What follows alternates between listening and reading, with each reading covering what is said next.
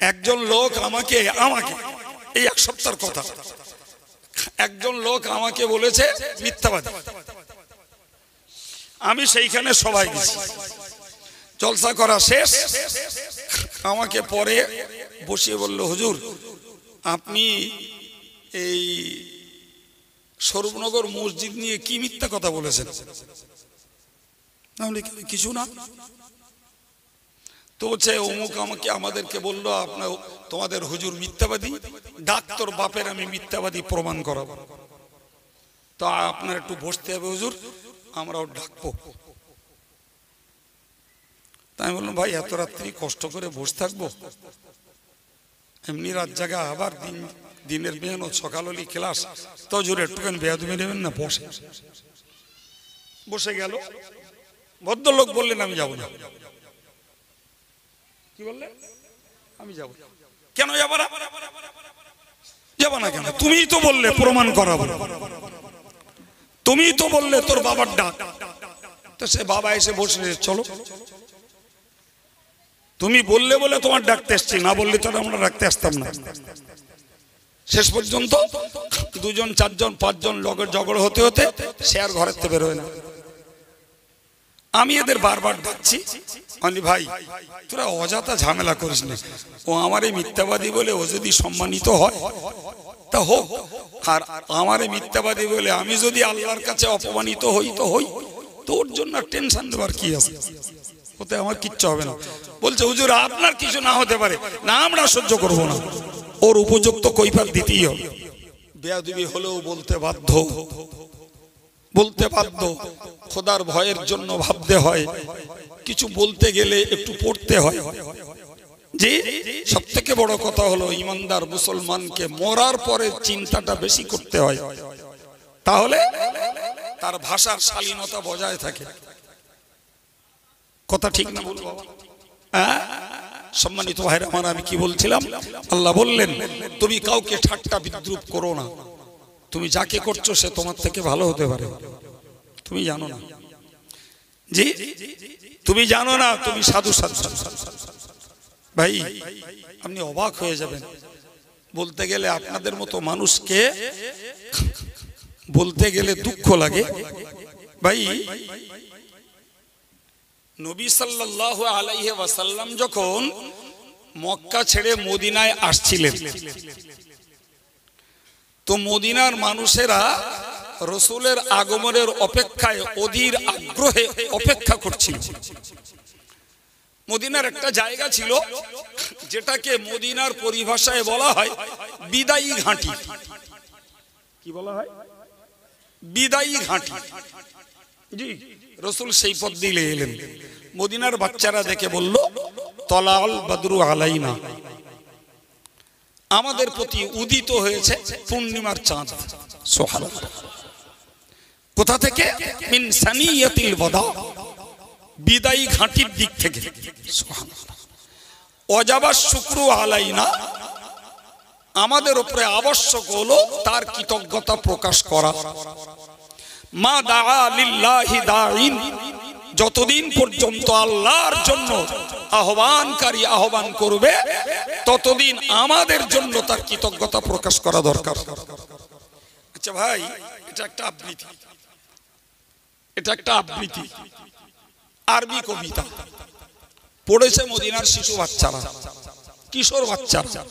আচ্ছা ওই আবৃত্তিটাকে কারোর জন্য যদি পড়া হয় বিনিময়ে, সে কি নবী হয়ে যায়?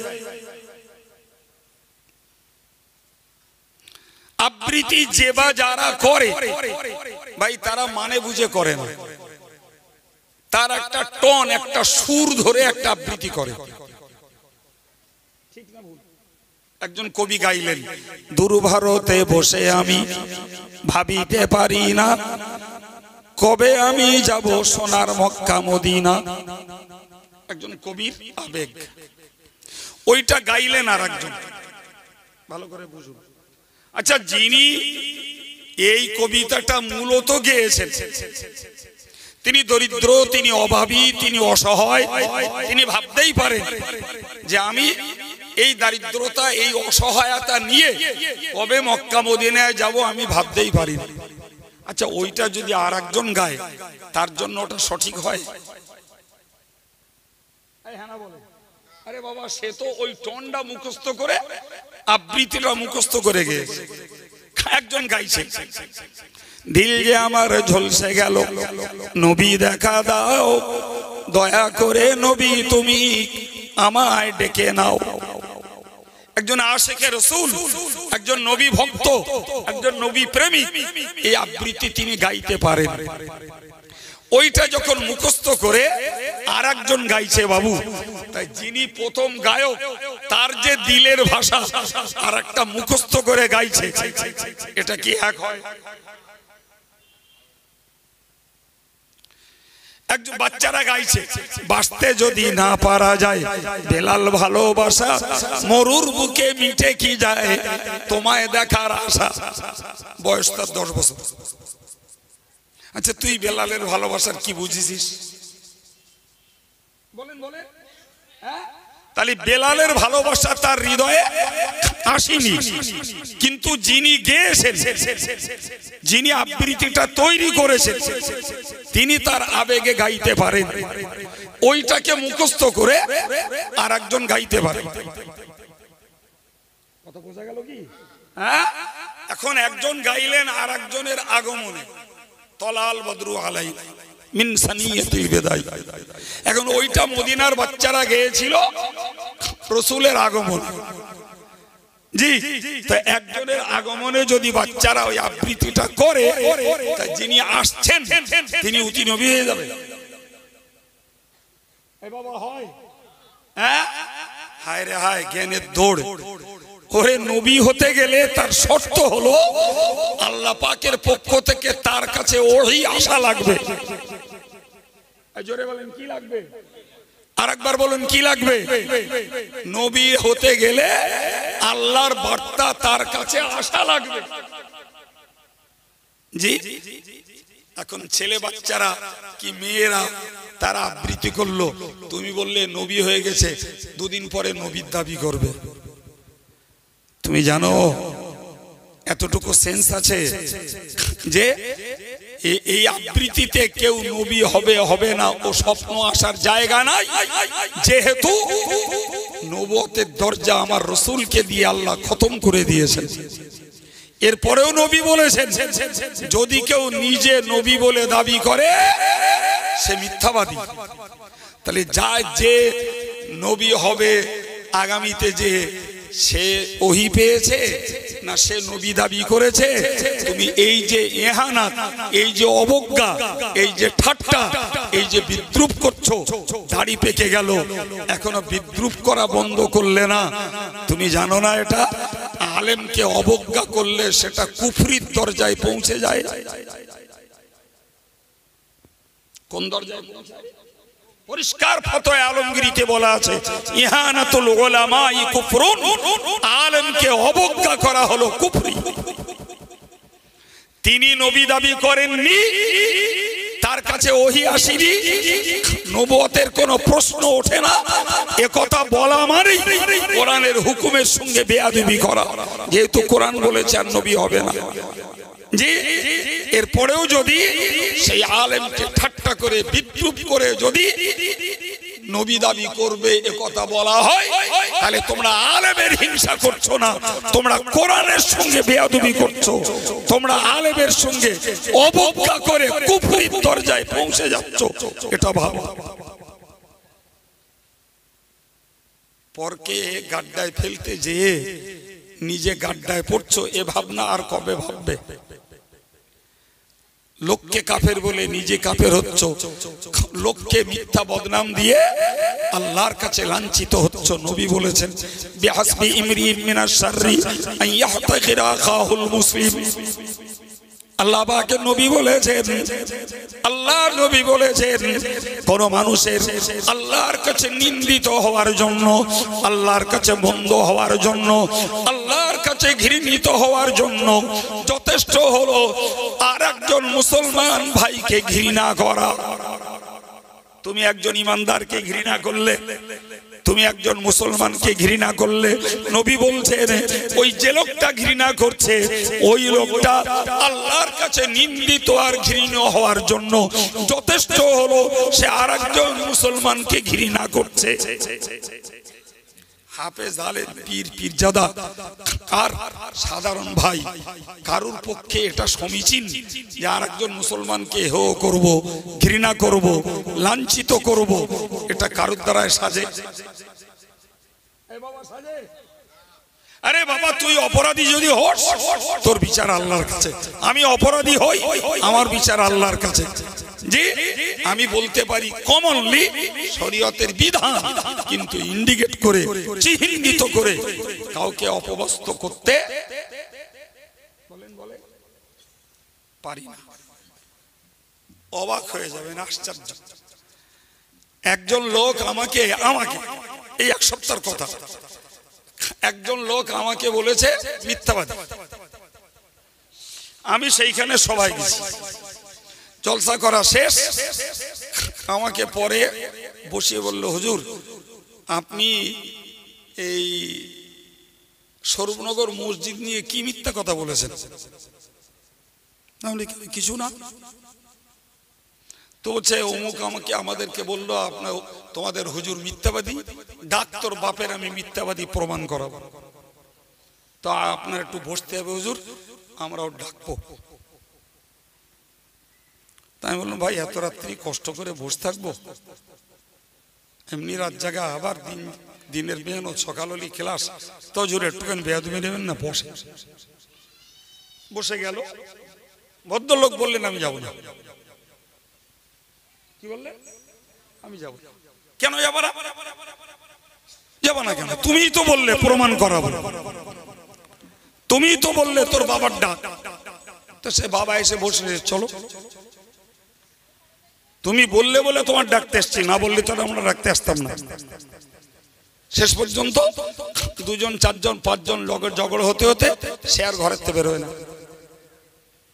আমি এদের বারবার ডাকছি, ভাই তোরা অযথা ঝামেলা করিস না, ও আমার এই মিথ্যাবাদী বলে ও যদি সম্মানিত হয় তা হোক, আর আমার এই মিথ্যাবাদী বলে আমি যদি আল্লাহর কাছে অপমানিত হই তো হই, তোর জন্য টেনশন দেওয়ার কি আছে, ওতে আমার কিচ্ছু হবে না। বলছে হুজুর আপনার কিছু না হতে পারে না, আমরা সহ্য করব না, ওর উপযুক্ত কৈফিয়ত দিতেই হবে। শেষ পর্যন্ত সেই রাত দুপুরবেলা গ্রামের উপপ্রধান উঠে এলো। উপপ্রধানের সামনে আমি ঘটনাটা বললাম। সে লোক হেসে বললে হুজুর যার শাস্তি সে পাবানি, আপনি চলুন। হ্যাঁ আমি যাবো, তারা জেদ দিচ্ছে না, ওরা জেদ দিচ্ছে না, তার একটা কারণ আছে। ওরা জেদ দিচ্ছে না, কারণ হলো আমি যদি চলে যাই কালকে ওরা বলে ওই তোর হুজুর ভয়তে চলে যাবে, ওই জন্য ওরা আমার জেদ দিচ্ছে।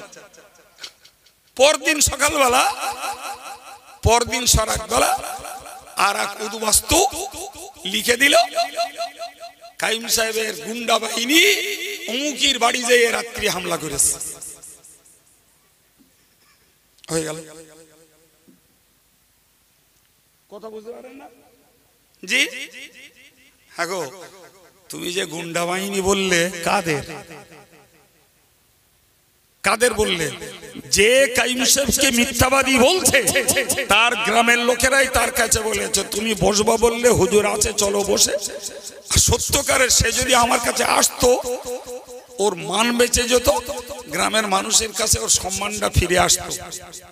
হারগিজ আমি তার সঙ্গে অশালীন ভাষাও বলতাম না, তার প্রতি চড়াও হতাম না, এই লোকগুলোর একটারও মুখ খুলতে দিতাম না। ওকে বুঝিয়ে আমি ব্যাপারটা বলতাম। কিন্তু ও যে বাইরে থেকে হুমকানি দিল আর কাছে এলো না, তাহলে সেখানে আমার মহব্বতের মানুষগুলো যারা আছে, আপনি বলেন ওদের দিলে ওই ছেলেটার জায়গা পাবে? আর নয়, তোমার জমানা ওখানে শেষ। কি লাভ করলে? তোমার গ্রামের লোককে তুমি শত্রু বানালে। কাইম সাহেবের কিছুই হয়নি। রাসূল বলেছেন বিহাসবি ইমরিইন মিনাশ শার আন ইয়াহতাকিরা আখাহুল মুসলিম, যারা কোন মুসলমানকে ঘৃণা করে তারাই হলো সবথেকে মন্দ ব্যক্তি, নিন্দিত করে তারাই মন্দ ব্যক্তি। জি, নবীর হাদিস। আল্লাহ পাক নবী বলেছেন আল মুসলিমু আখুল মুসলিম, একজন মুসলমান আরেকজন মুসলমানের ভাই। সুবহানাল্লাহ, একজন মুসলমান আরেকজন মুসলমান। আমি আরেকদিন একটা জলসায় দেখি, আমাদের এই হুজুর যেমন হজ করলেন ওইরকম দীর্ঘ 22 বছর পর একজন হুজুর আমার স্টেজে, আমি গিয়ে দেখি তিনি হজ করছেন। এই কথা বুঝতে পারছেন না? তা উনি মাইক ছাড়লেন, আমি উঠবো, তা আমি সালাম করলাম, তেনার খবর নিলাম, তেনার আব্বার খবর নিলাম। উনি স্টেজ থেকে নামলেন, আমি তাকবীর দিলাম, তাকে বিদায়ী সম্বোধনা জানালাম। কি হয়েছে? আমার মান সম্মান চলে গেছে? চলে গেছে আমার মান সম্মান? জি, আরে তুমি তোমার বিচার করেছো বাবু, আমি আমার বিচার করেছি। হাজারো লোকের সামনে সরাসরি যে সালাম করলাম, আপনারা অনেকে দেখে থাকবেন। কলকাতার স্টেজে সালাম করলাম, মুসাফা করলাম, তার দাড়িতে হাত দিয়ে তাকে সম্মান জানালাম। জি, আমার মান সম্মান চলে গেছে। তাহলে আমি চাইছি না যে আমি তোমার থেকে দূরে যাই, তুমি যদি দূরে ঠেলে দাও ওটা তোমার ব্যাপার। আমি বললাম আমি কাউকে বয়কট করিনি, ফলে আমার সঙ্গে যে আসবে ওয়েলকাম, স্বাগতম, দরজা খোলা আছে। ঠিক বলেছি না ভুল বলেছি?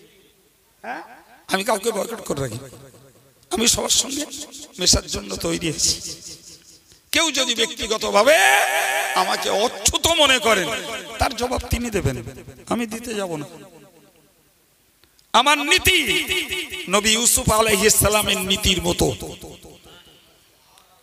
নবী ইউসুফ আলাইহিস সালাম জি, তিনি মিথ্যা দোষে জেল খেটেছেন, মিথ্যা দোষে, কিন্তু তার ভিতরে আল্লাহ পাক একটি যোগ্যতা দিয়েছিলেন, যে কোনো পর্যায়ের স্বপ্ন হোক তিনি তার সুন্দর বাস্তব ব্যাখ্যা দিতে পারতেন। সুবহানাল্লাহ। তিনি যখন জেলে ঢুকলেন, জি, জেলে যে দেখলেন ওয়াদাখালা ফিস সিজনি ফাতিহা, ওই জেলের ভিতরে রয়েছে, ঢুকেছেন আরো দুটো যুবক। এই যুবক দুটো স্বপ্ন দেখেছেন, যুবক দুটো স্বপ্ন দেখেছে। তিনি স্বপ্নের কথা শুনে ব্যাখ্যা দিলেন। একজনের ব্যাপারে বললেন তোমার ফাঁসি হবে, আর একজনের ব্যাপারে বললেন বাদশার দরবারে তোমার একটা সরকারি কাজ হবে। কালে যে দেখা গেল যাকে বলেছেন ফাঁসি হবে সে ফাঁসিতে ঝুললো, যারে বলেছেন সরকারি চাকরি হবে তার সরকারি চাকরি হলো। হযরত ইউসুফ ওই ছেলেটার যখন জেল থেকে বার হয় তাকে বলে দিলেন তুমি সরকারি চাকরি যখন পাবে বাদশাকে একবার বলে দিও যে একজন নির্দোষ মানুষ জেল খাটছে। সে যখন সরকারি চাকরি পেয়েছে তার আর পিছনের কথা মনে নাই। জি, সম্মানিত ভাইরা আমার, কোন একদিন সকালবেলা যখন বাদশা বলল ওয়াকালাল মালিকু ইন্নী আরা সাবা বাকারাতিন সিমানি ইয়াকুলুহুন্না সাবউন ইজাফুন ওয়া সাবআ সুম্বুলাতিন খুদরিন ওয়া উখারা ইয়াবিসা। কি মানে? বাদশা স্বপ্ন দেখেছে 7টা হালকা পাতলা গরু 7টা মোটা তাজা গরু রেখে ফেলছে, আর দেখেছেন 7টা খুব সবুজ দানায় ভরা গমের শীষ আর 7টা শুকনো শীষ।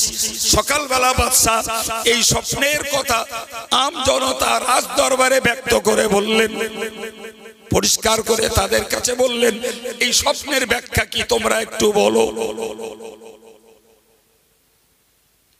জি, একটু বলো। এই স্বপ্নের ব্যাখ্যা কি? ইয়া আইয়ুহাল মালাউ আফতুনি ফি রুইয়া ইন কুনতুম লিরুইয়া তা'বুরুন। তিনি তার পারিষদ বর্গ মন্ত্রী আমলাদেরকে বললেন, হে আমার পারিষদ বর্গ, তোমরা বলো যদি স্বপ্নের ব্যাখ্যা জানো তাহলে আমার এই স্বপ্নের ব্যাখ্যা কি? তারা বলল, ক্বালু আদগাসু আহলাম। বলল, বাদশা এসব খেয়ালি ব্যাপার। কি ব্যাপার?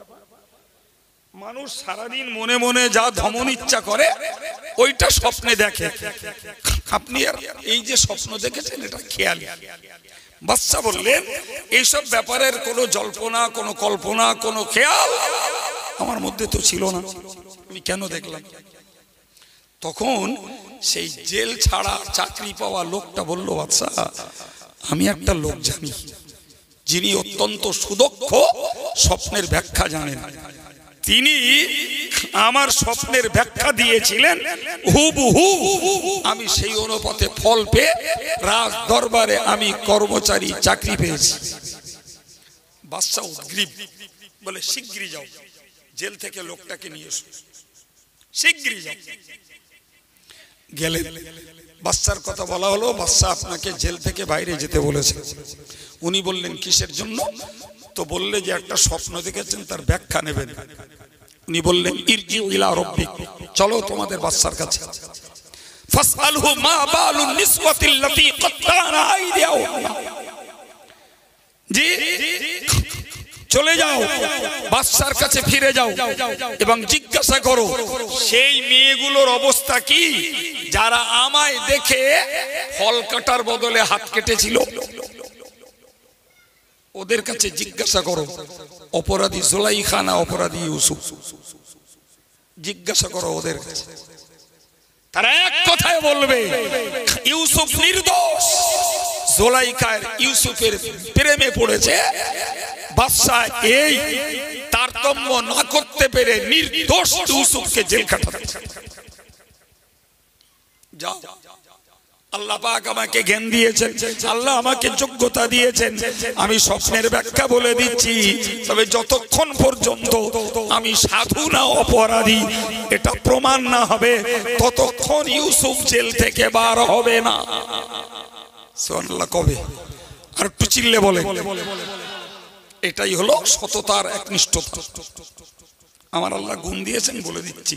স্বপ্নের ব্যাখ্যা হলো এই দেশে 7 বছর ফসল হবে, 7 বছর দুর্ভিক্ষ দেখা দেবে, ফসল হবে না। এই 7 বছরের মাল স্টক করে পরের 7 বছর কাটাতে হবে। এটাই স্বপ্নের ব্যাখ্যা। কিন্তু ইউসুফ বলো জেল থেকে একদম না, একদম না। আমাকে প্রমাণ করা হোক আমি অপরাধ করেছি, অথবা প্রমাণ হোক আমি অপরাধ করি নাই। নিরপরাধীকেই জেল খাটানো হয়েছে, প্রমাণ করা হোক। জি জানেন, মুসলিম শরীফের হাদিসে এসেছে আমার নবী কত আক্ষেপ করে বলেছিলেন, রহিমাল্লাহু আলা ইউসুফ, আল্লাহ পাক নবী ইউসুফের উপরে রহমত করুন। আর একটু মন খুলে বলেন, এ দোয়া কার? আমার নবী দোয়া চাইছেন নবী ইউসুফের জন্য। সুবহানাল্লাহ। আমার নবী দোয়া চাইছেন, আল্লাহ নবী ইউসুফের উপরে রহমত করুন। কারণ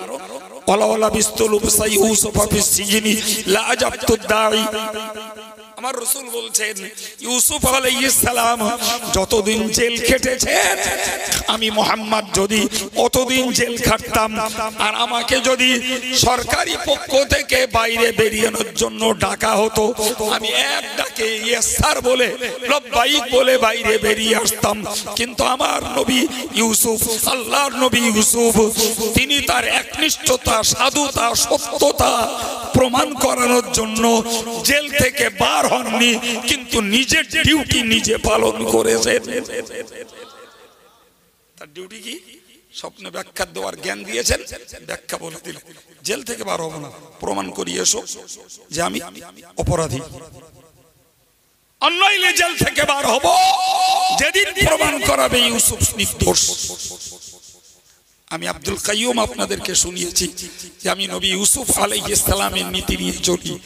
তুমি আমায় বয়কট করো, আমায় গালি দাও, আমায় কাফের বলো, আমাকে জাহান্নামী বলো, আমাকে ভণ্ড বলো, আমাকে আমিরুশ শয়তান বলো, আমাকে নবী দাবি করছি নাউজুবিল্লাহ, এ কথাও তুমি বলো। তারপরেও আব্দুল কাইয়ুমকে আল্লাহ যেটুকু যোগ্যতা দিয়েছেন ইসলামের খেদমতে, হানাফি মাযহাবের খেদমতে, মুজাদ্দিদে জামানের সিলসিলার খেদমতে দেহ রক্ত বিসর্জন দিয়ে এসেছি। যতদিন বাঁচব ততদিন সিলসিলার খেদমত করব, হানাফি মাযহাবের পক্ষে লড়াই করব, ইসলামের হেদায়েতের পক্ষে কথা বলবো। আমার ডিউটিতে পিছাবো না। তুমি গাল দিয়ে পাহাড় তৈরি করো, আমি আমার ডিউটিতে অটল। কথা বুঝতে পারেননি? দেখেছেন কেউ কোনোদিন এত গালির পথে, এত ফজিয়তের পরে, এত কুৎসা রটানোর পরেও আব্দুল কাইয়ুমকে দেখেছেন দাদা হুজুরের নীতির বিরুদ্ধে কথা বলতে, দাদা হুজুরের মশলার বিরুদ্ধে কথা বলতে, হানাফি মাযহাবের মশলার এগেইনস্টে কথা বলতে দেখেছেন? ইসলামের হেদায়েতের পরিবর্তে মানুষকে ফিতনাবাজি করেছে দেখেছেন কোনোদিন?